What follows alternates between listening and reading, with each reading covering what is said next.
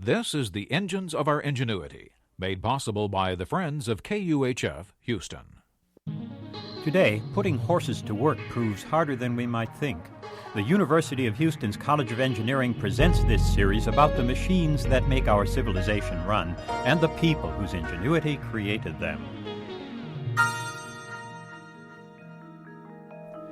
Western Europe was largely a primitive wilderness until 3 centuries after the Roman Empire's last gasp.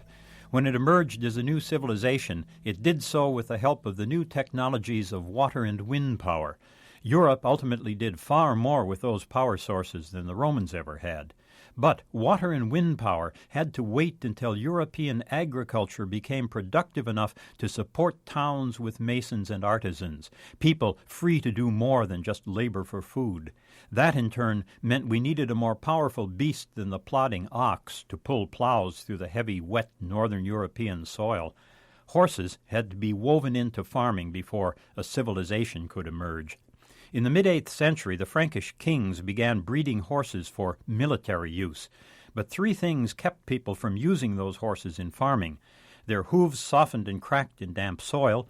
When they were harnessed in an ox yoke, any heavy load cut off their wind, and horses needed a better diet than oxen. They couldn't just graze grass. They also needed crude protein. The nailed horseshoe and then the horse collar had solved 2 of these problems by the 9th century. It was also in the 9th century that people found a solution to the problem of feeding horses. But it takes more than a solution to remove a problem, and that's where the plot thickens. The solution went like this. 9th century farmers used 2 fields with one active and the other idle or fallow, and that kept them from robbing the soil of nutrients and making it unproductive. Then someone discovered they could use a field 2 years out of 3 if they planted it with one crop in the fall and a different crop in the spring, a year and a half later. That meant farmers could break their holdings into 3 fields. They could plant one with wheat or rye in the fall for human consumption. A second could be used in the spring to raise peas, beans, and lentils for human use, and oats and barley for the horses. The third field lay fallow. Each year they rotated the use among those 3 fields. We remember the spring planting in a nursery rhyme which you may have heard. Do you, do I, does anyone know how oats, peas, beans, and barley grow? It was a fine, effective scheme, but we took 2 more centuries to adopt it.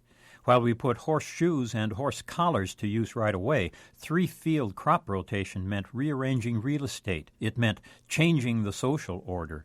Individuals would have to be disrupted before society could benefit. When the shift finally took place, it meant the rebirth of European civilization. By the 11th century, 3 barnyard improvements had amplified and echoed down through the medieval world. But it had taken 3 centuries to give the horse its place. It had taken 3 centuries to build that civilization. I'm John Lienhardt at the University of Houston, where we're interested in the way inventive minds work.